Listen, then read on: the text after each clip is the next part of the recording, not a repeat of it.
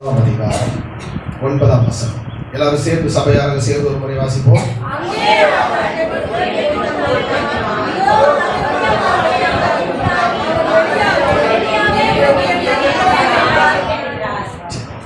கவனியங்கள். கர்த்தருடைய பரிசுத்த நாமத்திற்கு மகிமை உண்டாகட்டும். இங்கு எலியாவை குறித்து சொல்லப்பட்டிருக்கிறதான ஒரு காரியம். எலியாவை பார்த்து கர்த்தர் சொல்றாரு, அவன் எலியா ஒரு கெபிக்குள்ளே போய் தங்கினான். இதோ கர்த்தருடைய வார்த்தை எலியாவுக்கு உண்டாகி, அவர் எலியாவே, இங்கே உனக்கு என்ன காரியம் என்றார். கர்த்தருடைய பரிசுத்த நாமத்திற்கு மகிமை உண்டாகட்டும். ஆண்டவர் எலியாவை கர்த்தர் வல்லமையாய் பயன்படுத்தினார். தீர்க்கதரிசிகளிலே ஒரு பெரிய தீர்க்கதரிசியாக காணப்பட்டார். நடக்க போகிற சம்பவங்களை திட்டமாக சொல்லுகிறதான ஒரு நல்ல ஒரு தீர்க்கதரிசி. ஆகாப் எசபேல் ஆட்சி காலத்துல இவர் சொன்ன தீர்க்க தரிசனங்கள் எல்லாமே அப்படியாய் திட்டவட்டமாக நிறைவேறி இருந்தது. கர்த்தருடைய பரிசுத்த நாமத்துக்கு மகிமை உண்டாகட்டும். இங்கு ஆண்டவர் சொல்றாரு எலியாவை பார்த்து, எலியா ஒரு கெபிக்குள்ள போய் தங்கிச்சான். கர்த்தர் அவனோடு கூட பேசுறாரு, இடைப்படுறாரு. எலியாவே, இங்கே உனக்கு என்ன காரியம்? அல்லேலூயா. எலியாவே, உனக்கு என்ன காரியம்? சில நேரத்துல கர்த்தர் சொன்ன இடத்துல நம்ம இல்லாம வேற இடத்துல போகும் பொழுது, வேற இடத்துல இருக்கும் பொழுது கர்த்தர் நம்ம பார்த்து கேட்பாரு, உனக்கு இங்க என்ன வேலை? உங்களுக்கு இங்க என்ன வேலை? அப்போ ஆண்டவர் எலியாவை கர்த்தர் வல்லமையாய் நடத்தினார். நல்லா கவனிக்கணும். ஆண்டவர் கேரித் ஆற்றில் போய் ஒழிஞ்சுக்கினார். அங்க காகங்கள் போஷிக்கப்பட்டது. அங்கு கேரித் ஆற்றினுடைய தண்ணீர் வற்றி போன பிறகு சாரிபாத் ஊருக்கு போ, அங்க விதவினால் நீ போஷிக்கப்படுவான்னு சொன்னார். அங்க விதவினால் போஷிக்கப்பட்டான். பின்பு அவன் கர்த்தருடைய பரிசுத்த நாமத்துக்கு மகிமை உண்டாகட்டும், தேவ தூதன் மூலமாக தேவ தூதர்கள் சாப்பிடுகிற ஆகாரத்தினாலே கர்த்தர் எலியாவை போஷித்தார். ரொம்ப அற்புதமாக கர்த்தர் வழி நடத்தி கொண்டிருக்கிறார். இப்படி அற்புதமாய் வழி நடத்தி கொண்டிருக்கிற இந்த சூழ்நிலையில எலியா கெபியிலே போய் தங்கிவிட்டான். அல்லேலூயா.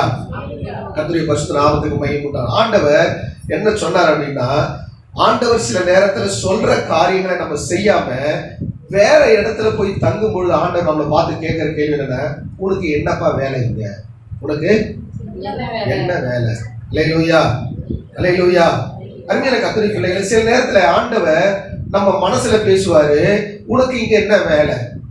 ஆண்டவருக்கு பிரியமில்லாத இடத்துல, ஆண்டவருக்கு தேவையில்லாத இடத்துல நம்ம போய் இருக்கும் பொழுது ஆண்டவர் உங்களை பார்த்து கேட்கிற கேள்வி, உனக்கு இங்க என்ன வேலை? அல்லேலூயா. சில பேர் ஒயிட் ஷாப்புக்கு போவாங்க. ஆண்டவர் உங்களை பார்த்து கேட்பாரு, உனக்கு இங்க என்ன வேலை? அல்லேலூயா. சில நேரத்துல தேவையில்லாத இடங்களுக்கு போகும் பொழுது ஆண்டவர் உங்களை பார்த்து கேட்பாரு, உங்களுக்கு என்ன வேலை? அல்லேலூயா. அப்ப ஆண்டவருக்கு பிரியமில்லாத இடங்களிலே போகும் பொழுது கர்த்தர் நம்மை பார்த்து கேட்கிற வேலை, உனக்கு இங்க என்ன வேலை? அல்லேலூயா. கர்த்தருடைய பரிசுத்த நாமத்துக்கு மகிமை உண்டாகட்டும். எலியாவை பார்த்து ஆண்டவர் கேட்கிறார், உனக்கு இங்க என்ன வேலை? கெபியில உனக்கு என்ன வேலை? அருமையான கர்த்தருடைய பிள்ளைகளை, இந்த கெபி என்பது கர்த்தருடைய பரிசுத்த நாமத்துக்கு மகிமை உண்டாகட்டும். இது யாருக்காக தேவன் ஆயத்த பண்ணின ஒரு வீடு அப்படின்னு சொன்னா, காட்டு மிருகங்கள் வாழத்தக்கதான ஒரு இடம் தான் இந்த கெபி. கர்த்தருடைய பரிசுத்த நாமத்துக்கு மகிமை உண்டாகட்டும். யோபு 37ஆம் அதிகாரம் 8வது வசனத்திலே வாசிக்கும் பொழுது, யோபு 37:8 அப்பொழுது காட்டு மிருகங்கள் தங்கள் குகைகளில் புகுந்து தங்கள் கெபிகளிலே தங்கும் என்று சொல்லப்பட்டிருக்கு. அப்ப காட்டு மிருகம் தங்குகிற ஒரு இடம் தான் என்னன்னு சொன்னா கெபி. அருமையான கர்த்தருடைய பிள்ளைகளை, உனக்கு கொடுக்கப்பட்ட பிளேஸ்ல நீ இல்லாம வேற இடத்துல உனக்கு என்ன வேலை? அருமையான கர்த்தருடைய பிள்ளைகளை, அப்ப இந்த கெபி என்பது எதற்காக தேவன் ஆயத்தப்படுத்தி வைத்திருக்கிறார் அப்படின்னு சொன்னா, காட்டு மிருகங்கள் வாழும்படியான, குடியிருக்கும்படியான செய்யப்பட்டதுதான் இந்த கெபி. அருமையான கர்த்தருடைய பிள்ளைகளை, இது கெபிக்குள்ள போய் நாமளே என்ன பண்ண கூடாதுங்க, மாட்டிக்க கூடாது. கர்த்தருடைய பரிசுத்த நாமத்துக்கு மகிமை உண்டாகட்டும். அதுல யோபு 38:40 வாசிக்கும் பொழுது, யோபு 38:40 வாசிப்போம். சிங்கக்குட்டிகள் தங்கள் தங்கும் இடங்களிலே இருந்து கெபியிலே பதிவிருக்கும் பொழுது அவைகளின் ஆசையை திருப்தியாக்குவாயா அப்படின்னு சொல்லப்பட்டிருக்கு. அப்போ என்னென்ன அங்க சிங்க கெவி கர்த்தருடைய பரிசுத்த நாமம். அப்போ கெவி என்பது எதற்காக உண்டாக்கப்பட்டதுன்னா காட்டு மிருகங்கள் வாழும்படியாக, குறிப்பாக சிங்கங்கள் சிங்கக்குட்டிகள் வாழும்படியான ஆண்டவர் ஆயத்தம் பண்ணின இடம். அல்லேலூயா, அல்லேலூயா. இப்ப எலியாவை பார்த்து ஆண்டவர் கேட்கிறார், எலியாவே உனக்கு இங்க என்ன வேலை? நான் இந்த இடத்தை உனக்காக ஆயத்தம் பண்ணலையே. சில நேரத்தில் கர்த்தர் நம்மளை பார்த்து கேட்கிற வேலை, உனக்கு இங்க என்ன வேலை? அருமையான கர்த்தருடைய பிள்ளைகள், நம்ம இருக்க வேண்டிய இடத்துல இருக்கணும்னு சொல்லி கர்த்தர் விரும்புகிறார். அல்லேலூயா.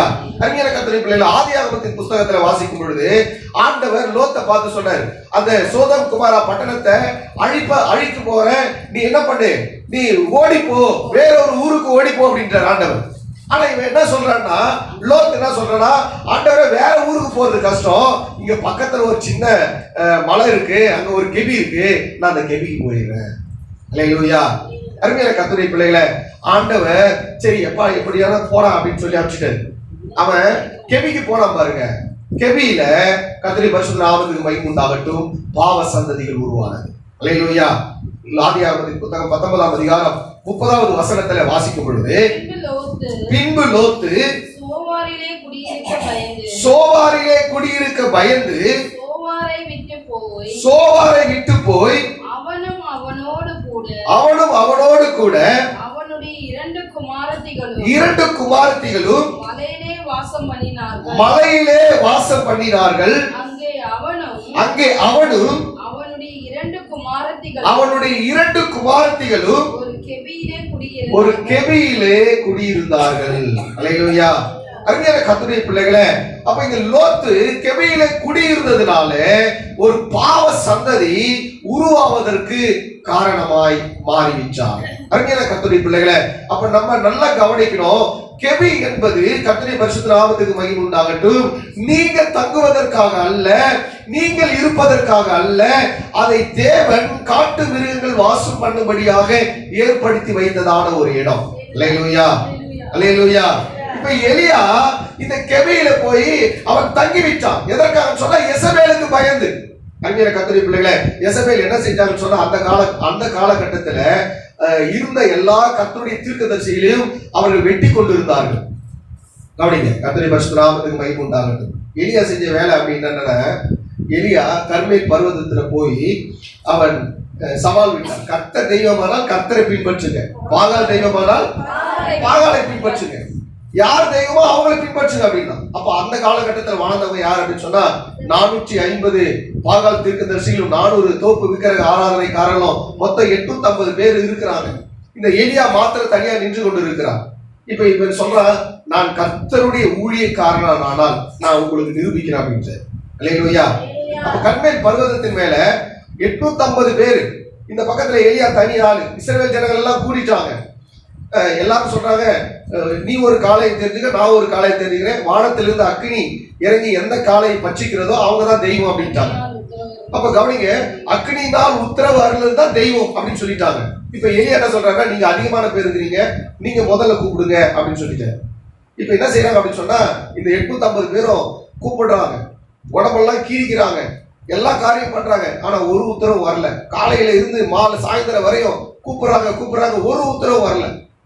இப்ப மாலை நேரம் ஆனோட எலியா சொல்றாரு, நீங்க எல்லாம் என்கிட்ட வாங்க அப்படின்னு சொல்லி அந்த உடைக்கப்பட்ட பலிபீடத்தை அவன் செப்பனிட்டு அதுல பலி செலுத்துறாரு. ஆண்டவரே, நீ இதெல்லாம் நீங்க சொல்லிதான் நான் செய்யறேன்றத ஜனங்க அறிஞ்சுக்கிட்டோம் அப்படின்னும் பொழுது வானத்திலிருந்து அக்னி வந்து அந்த பலியை பட்சித்தது.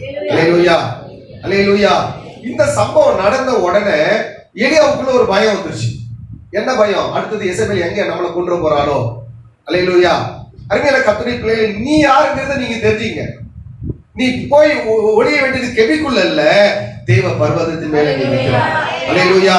அருமையான கர்த்தருடைய பிள்ளைகளே, கர்த்தர் உன்னை விசேஷமா அழைத்து இருக்கிறார், உன்னை அபிஷேகித்து இருக்கிறார். உன்னை குகைக்குள்ள போய் ஒளித்துக் கொள்வதற்காக அல்ல, ஆண்டவர் உன்னை பர்வதத்தின் மேலே நிற்கும்படியாக கர்த்தருடைய அழைத்து இருக்கிறார். நீ பர்வதத்துக்கு அடியில கெபிக்குள்ள ஒளிஞ்சிக்கிறதுக்கு கர்த்தருடைய கூப்பிடல. அருமையான கர்த்தருடைய பிள்ளைகளே, இன்னைக்கு அநேகருடைய வாழ்க்கையில என்ன சொன்னா, ஐயோ என்னால முடியாது, என்னால எந்த ஒரு காரியத்தை செய்ய முடியாது, நான் குகையில நான் ஒளிஞ்சிக்கிறேன், என் வாழ்க்கையில எதுவுமே நடக்காதுன்னு சொல்றீங்க. ஆனா கர்த்தர் உங்களை ஒரு விசேஷ அழைப்பை ஆண்டவர் கொடுத்து இந்த ஆலயத்தில் உட்கார வைத்துக் கொண்டிருக்கிறார். அல்லேலூயா. நீ ஒளிந்து கொள்வதற்காக அல்ல, நீ மலையின் மேலே நிற்கும்படியாக, பர்வதத்திலே நிற்கும்படியாக கர்த்தருடைய அழைத்திருக்கிறார். கர்த்தரோடு கூட ஒவ்வொரு நாளும் பேசும்படியாக கர்த்தருடைய அழைத்திருக்கிறார். எலியாவே, உனக்கு இங்க என்ன வேலை என்று சொன்னார். அல்லேலூயா, அல்லேலூயா. கர்த்தருடைய பிள்ளைகளே, இந்த கெபியை குறித்து பார்க்கும் பொழுது கர்த்தருடைய பரிசுத்த நாமத்துக்கு மகிமை உண்டாகட்டும். வேதத்தில் நம்ம வாசிக்கும் பொழுது எபிரேயர் 11ஆம் அதிகாரம் 38வது வசனத்தில் வாசிக்கும் பொழுது, எபிரேயர் 11:38 வாசிப்போம். உலகம் அவர்களுக்கு பாத்திரமாய் இருக்கவில்லை, அவர்கள் வனாந்திரங்களிலே மலைகளிலும் குகைகளிலும் மலையின் வெடிப்புகளிலும் சிதறுண்டு அலைந்தார்கள். எபிரேயர் 11:38 கர்த்தர் நல்லவர். அல்லேலூயா. சிங்கங்களின் வாய்களை அடைத்தார்கள். அடுத்த வசனங்களா? எபிரேயர் 11 விசுவாசத்தினாலே அவர்கள் ராஜ்யங்களை ஜெயித்தார்கள், நீதியை நடப்பித்தார்கள், வாக்குத்தத்தங்களை பெற்றார்கள், சிங்கங்களின் வாய்களை என்ன பண்ணாங்களா? அடைத்தார்கள். அருமையான கர்த்தருடைய பிள்ளைகளே, அப்போ பழைய ஏற்பாட்டு பரிசுத்தவான்கள் எல்லாரும் சிங்கங்களின் வாய்கள் என்ன பண்ணாங்க? அடைத்தார்கள். கர்த்தருடைய பரிசுத்த நாமத்துக்கு மகிமை உண்டாகட்டும். தானியேல் புத்தகத்தில் வாசிக்கும் பொழுது, தானியேல் முன்பு இருந்தது போல பலகையில் தெரிந்து 3 வேளை கையில உயர்த்தி ஜெபம் பண்ணான். அவனுக்கு கொடுத்த தண்டனை சிங்க கெபி தான். அல்லேலூயா. சிங்க கெபில போட்டுட்டாங்க தானியேல. ஆனா ராஜாவுக்கு தூக்கம் வரல. ராஜாவுக்கு நைட்டு ஃபுல்லா தூக்கம் வரல. பொழுது விடிஞ்ச உடனே சிங்க கெபிக்கு தீவிரமாய் போனார். யாருங்க? யாரு உத்தரவு போட்டாங்களோ அவங்களே போறாங்க. தானியேலே, நீ ஆராதிக்கிற தேவன் உன்னை விடுவிக்க தப்புவிக்க வல்லவராய் இருந்தாரா அப்படின்றாங்க. தானியேல் 6:19-20 வாசிக்கும் பொழுது, காலமே கிழக்கும் வெளுக்கும் நேரத்தில் ராஜா எழுந்திருந்து சிங்கங்களின் கெபிக்கு தீவிரமாய் போனான். ராஜா கெபியின் கிட்டே வந்தபோது துயர சத்தமாய் தானியேலை கூப்பிட்டு, தானியேலே, ஜீவனுள்ள தேவனுடைய தாசனே, நீ இடைவிடாமல் ஆராதிக்கிற உன் தேவன் சிங்கங்களின் வாய்களுக்கு தப்புவிக்க வல்லவராய் இருந்தாரா? அல்லேலூயா, அல்லேலூயா. உடனே சொல்றா, ராஜாவே நீர் வாழ்க, சிங்கங்கள் என்னை சேதப்படுத்தாதபடிக்கு கர்த்தர் சிங்கங்களின் வாய்களை கட்டி போட்டார். அல்லேலூயா. இவன் இருக்க வேண்டிய தானியேல் இருக்க வேண்டிய இடம் கெபி இல்ல, ஆனா கெபிக்குள்ள போட்டாங்க. அல்லேலூயா. எலியா கெபிக்குள்ள தானா வந்துட்டாரு. தானியேல் கெபிக்குள்ள ராஜாவின் கட்டளைப்படி போட்டாங்க. ஆனா சிங்கங்கள் என்ன பண்ணல? சேதப்படுத்தாதபடிக்கு கர்த்தர் பாதுகாத்தார். அல்லேலூயா, அல்லேலூயா. அருமையான கர்த்தருடைய, ஒருவேளை உங்களுக்கு தேவையில்லாதவங்க உங்களை வலுக்கட்டாயமா சிங்க கெபிக்குள்ள அனுப்பி இருந்தாலும் சரி, அல்லேலூயா, சிங்கங்கள் உங்களை சேதப்படுத்தாதபடிக்கு உங்களை பாதுகாக்கிற தேவன் உங்களோடு கூட இருக்கிறார். அல்லேலூயா, அல்லேலூயா. கர்த்தருடைய பரிசுத்த நாமத்துக்கு மகிமை உண்டாகட்டும். 2 சாமுவேல் 23ஆம் அதிகாரம் 20வது வசனத்துல வாசிக்கும் பொழுது அங்கே பெனாயாவை குறித்து நம்ம வாசிக்கிறோம். பெனாயா என்ன செய்கிறார் சொன்னா, அவர் வாலிட்டியா சிங்க கெபிக்குள்ள போய் சிங்கத்தை கொன்று போட்டார். அல்லேலூயா. வாசிப்போம் அந்த வசனத்தை. 2 சாமுவேல் 23:20 வாசிக்கும் பொழுது, பராக்கிரமசாலியாகிய யோத்தாவின் குமாரனும் கப்சேயின் ஊரானுமாகிய பெனாயாவும் செய்கைகளில் வல்லவனுமாய் இருந்தான். அவன் மோவாப் தேசத்தில் 2 வலுமையான சிங்கங்களை கொண்டதும் அல்லாமல் உறைந்த மழைக்காலத்தில் அவன் இறங்கி போய் ஒரு கெபிக்குள் இருந்த ஒரு சிங்கத்தையும் அவன் கொன்று போட்டான். அல்லேலூயா, அல்லேலூயா. சிங்கங்களின் வாயை கட்டுறது ஒண்ணுன்னா, வாலிட்டே போய் சிங்கத்தை கொன்று போடுவது இன்னொரு காரியம். அல்லேலூயா. கர்த்தருடைய பரிசுத்த, இந்த பெனாயா நல்ல ஒரு பராக்கிரமசாலி. மழை காலங்களிலே சிங்கம் என்ன பண்ணோம்? அதனுடைய குகையில் இருக்கு. அது குகையிலே போய் அதை என்ன பண்ணாரு? அவரு கொன்று போட்டார். அல்லேலூயா. அருமையான கர்த்தருடைய பிள்ளைகளை, கர்த்தருடைய ஆவியானவர் சொல்றாரு, இந்த நாளிலே உங்களுக்கு விரோதமா எழும்புகிற சிங்கத்தை போல வேதம் சொல்லுகிறது 1 பேதுரு 5:8 பிசாசானவன் கர்ஜிக்கிற சிங்கத்தை போல எவனை விழுங்கலாமோ என்று சொல்லி அவன் வகை தேடி சுற்றி திரிகிறான். ஆண்டவராகிய தேவன் அந்த சிங்கத்தின் வாயை கட்டுவது மாத்திரமல்ல, அதை நிர்மூலம் பண்ணத்தக்கதான ஒரு அபிஷேகத்தை கர்த்தர் உண்மையிலே ஆண்டவர் வைத்திருக்கிறார். அல்லேலூயா, அல்லேலூயா. அருமையான கர்த்தருடைய பிள்ளைகளை, ஆண்டவர் எலியாவை பார்த்து ஆண்டவர் சொல்றாரு, எலியாவே உனக்கு இங்கே என்ன வேலை? கர்த்தருடைய பரிசுத்த நாமத்துக்கு மகிமை உண்டாகட்டும். அருமையான கர்த்தருடைய பிள்ளைகளை, சிங்கத்தினுடைய வாயை கட்டுவது ஒரு காரியமாய் இருந்தாலும் ஆண்டவர் சிங்கத்தை ஒன்றுமில்லாமல் பண்ணுவது இன்னொரு காரியமாய் கர்த்தர் வாய்ச்சிருக்கிறார். அல்லேலூயா. தொடர்ந்து நம்ம வாசிப்போம். 1 ராஜாக்கள் 19ஆம் அதிகாரம் 10வது வசனத்துல வாசிப்போம். அதற்கு அவன் சேனைகளின் தேவனாகிய கர்த்தாவே, வெகு பக்தி வைராக்கியமாய் இருந்தேன். இஸ்ரவேல் புத்திரர் உமது உடன்படிக்கையை தள்ளிவிட்டார்கள். உம்முடைய பலிபீடங்களை இடித்து உம்முடைய தீர்க்கதரிசிகளை பட்டயத்தினால் கொன்று போட்டார்கள். நான் ஒருவன் மாத்திரம் மீதியாய் இருக்கிறேன். என் பிராணனையும் வாங்க தேடுகிறார்கள். அல்லேலூயா. இப்ப எலியா ஆண்டவர்கிட்ட சொன்ன பதில் என்ன? அவரு கேட்டது என்னன்னா, உனக்கு இங்க என்ன வேலை அப்படின்னா அவர் சொல்றாரு, எலியா சொல்றாரு, நான் உமக்காக பக்தி வைராக்கியமா இருந்த ஆண்டவரே. சில நேரத்துல நம்ம சொல்லுவோம், ஆண்டவரே ஒரு காலத்துல நான் பக்தி வைராக்கியமா இருந்தேன், இப்ப எப்படி இருக்கிற? அல்லேலூயா. அந்த பக்தி வைராக்கி இருக்காப்போ? ஆரம்பத்துல கொண்ட அந்த பக்தி வைராக்கி இப்ப இருக்கா? எத்தனை பேர் இருக்கு? ஒரு ரொம்ப கம்மியா வருது. அப்பெல்லாம் என்ன பக்தி வைராக்கி போச்சுன்னு அர்த்தம். அப்படியா? அல்லேலூயா. எத்தனை பேர் ஆரம்பத்துல இருந்து அந்த பக்தி இப்போ இருக்கு?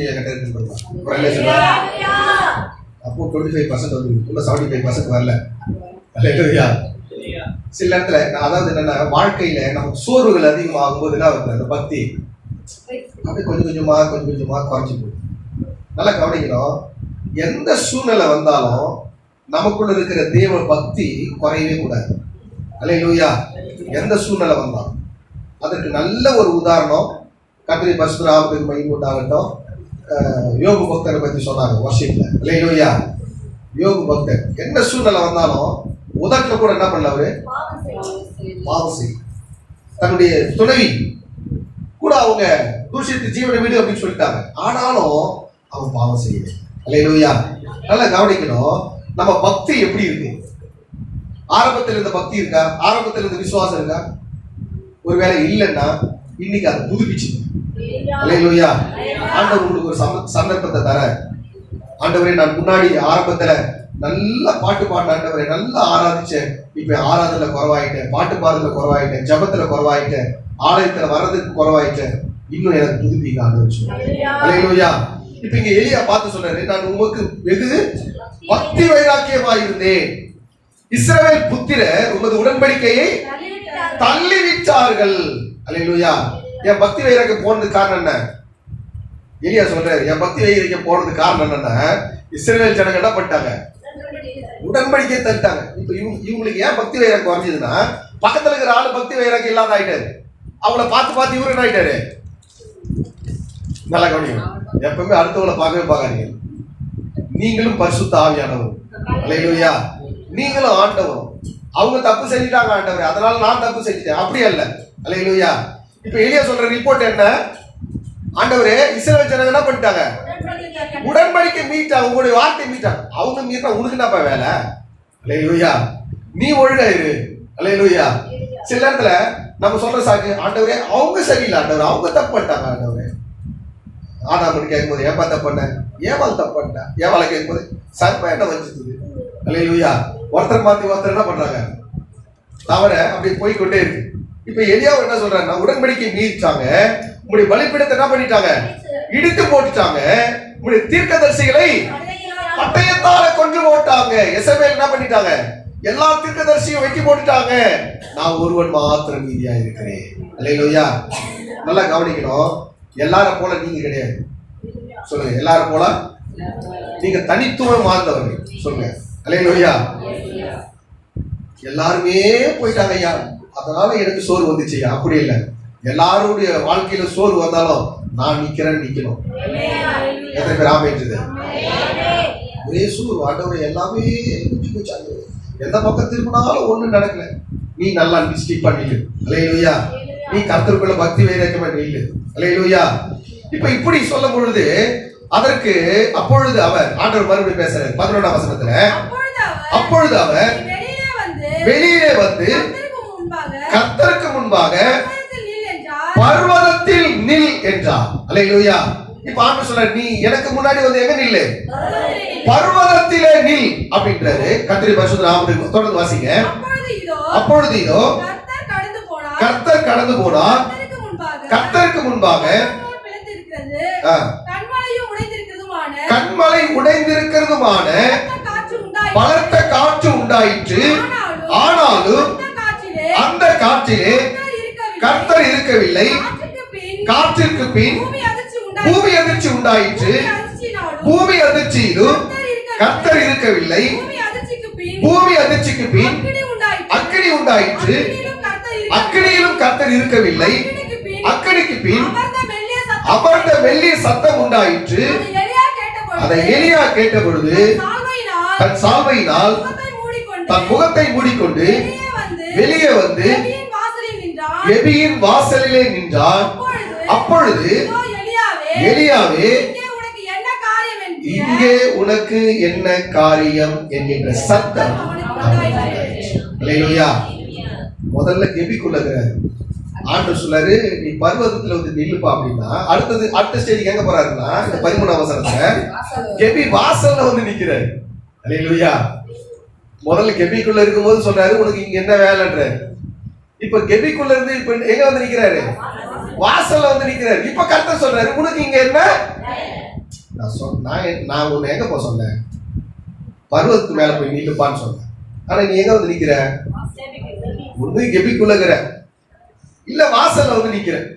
அல்லேலூயா. புரிஞ்சுதுன்றவங்களா ஒரே சொல்லுவோம். அல்லேலூயா. ஆனா ஆண்டவர் நிக்க சொன்ன இடம் எங்க? பர்வதத்தில் மேல வந்து நில்லு. எங்க?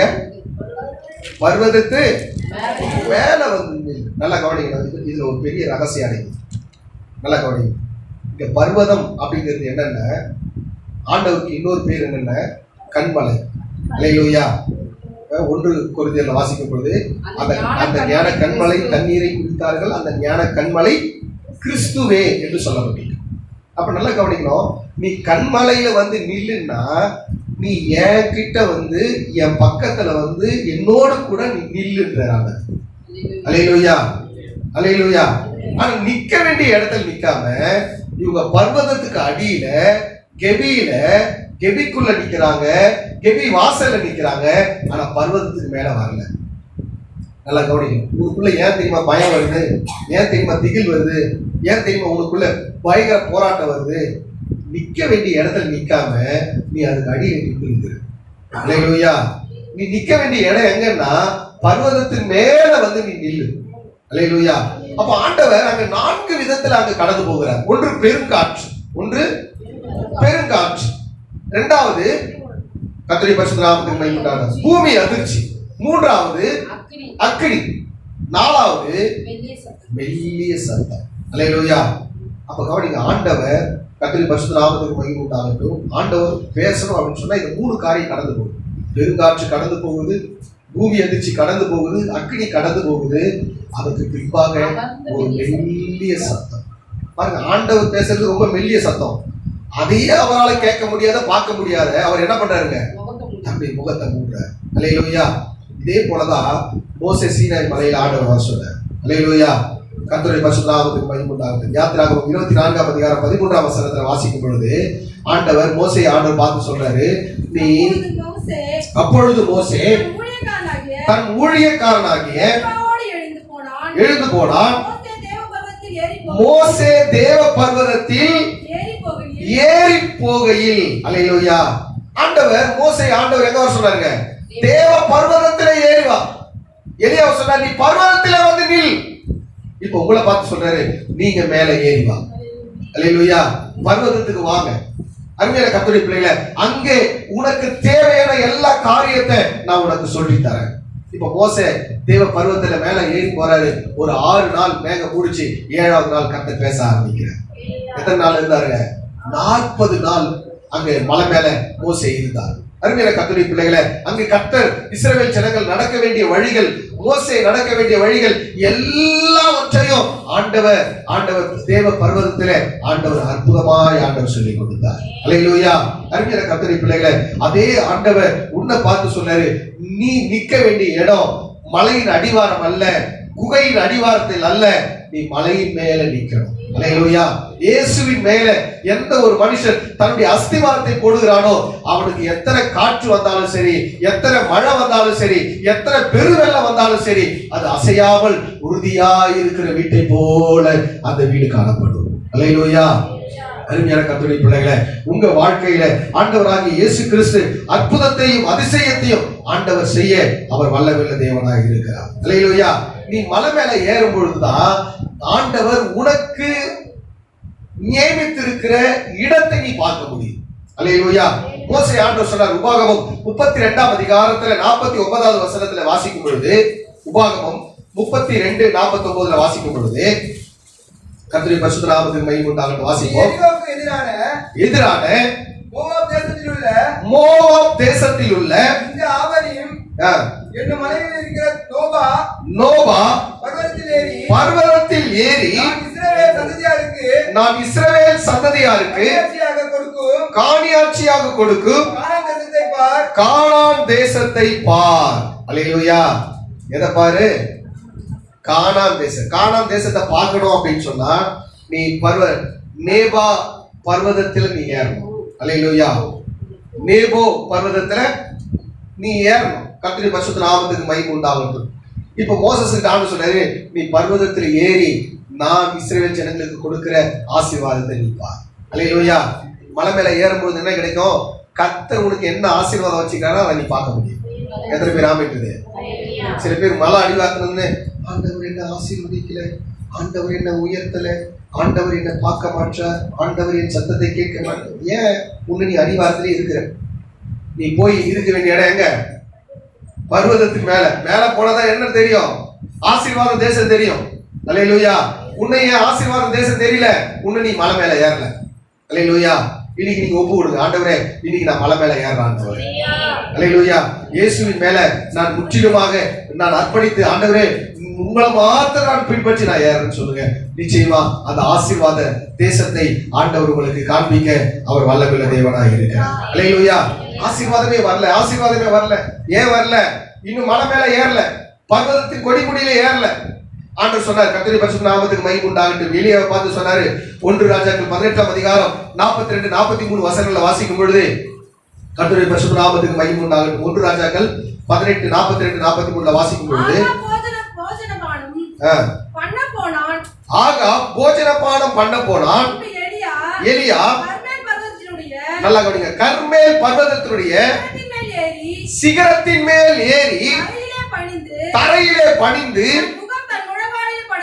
தன் முகம் முழங்காலில் பட குனிந்து ஊழியக்காரரை நோக்கி, நீ போய் சமுத்திர முகமாய் பார் என்றார்.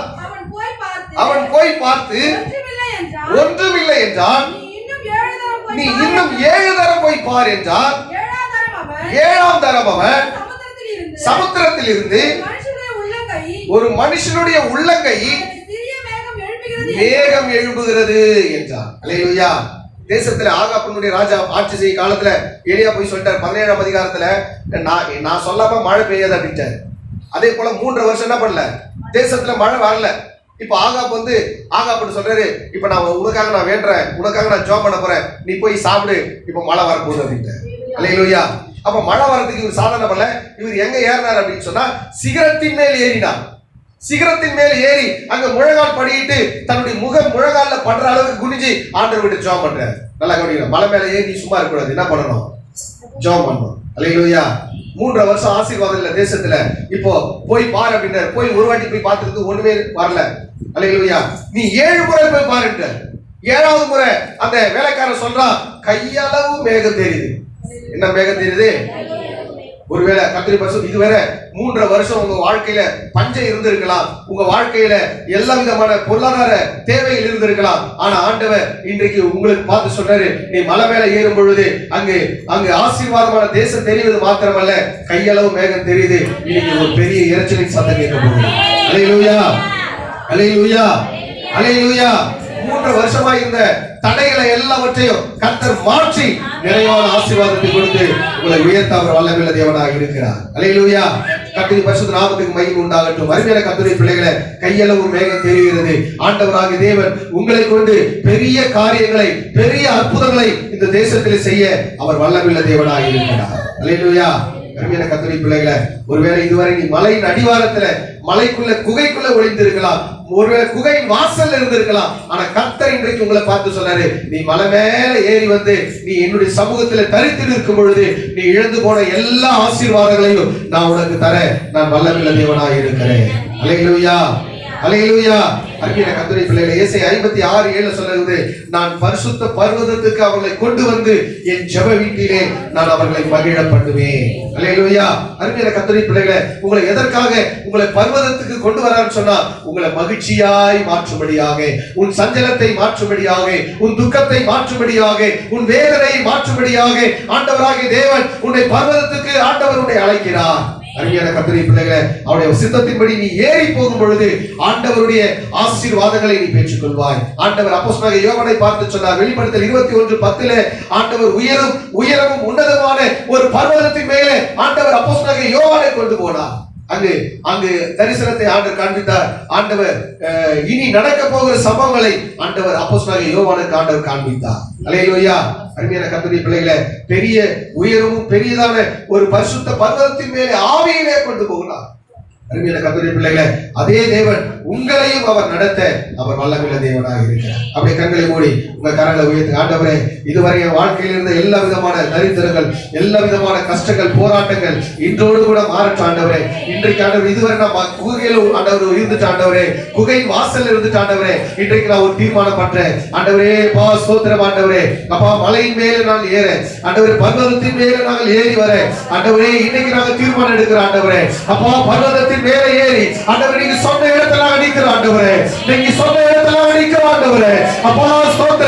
அன்றைக்கு மோசே பர்வதத்தில் ஏறும் பொழுது, ஓ தேவன் மோசேயோடு முகமுகமாய் பேசினார். அன்றைக்கு பர்வதத்தில் ஏறும் பொழுது அவன் கானான் தேசத்தை அவன் பார்த்தான். ஆண்டவரே, எங்களை ஒப்பு கொடுக்கிற ஆண்டவரே, எங்களை நாங்கள் ஒப்பு கொடுக்கிற ஆண்டவரே.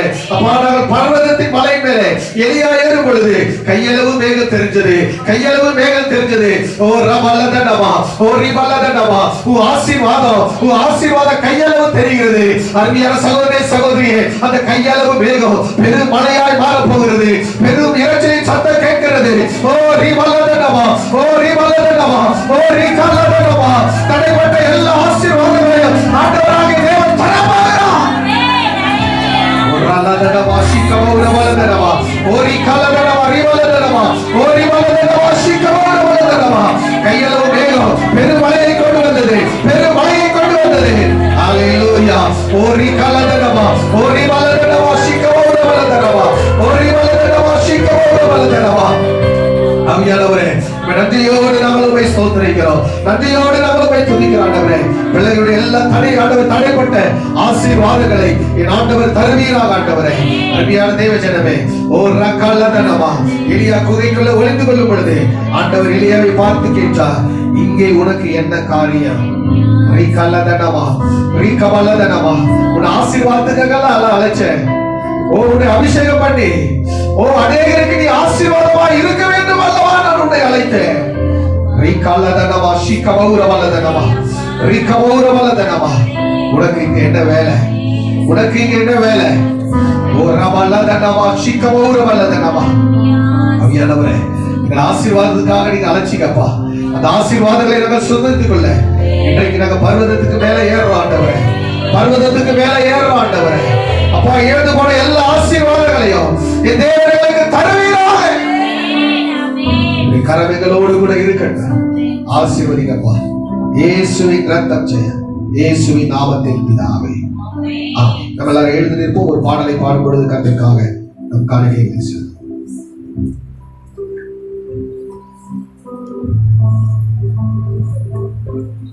Praise the Lord.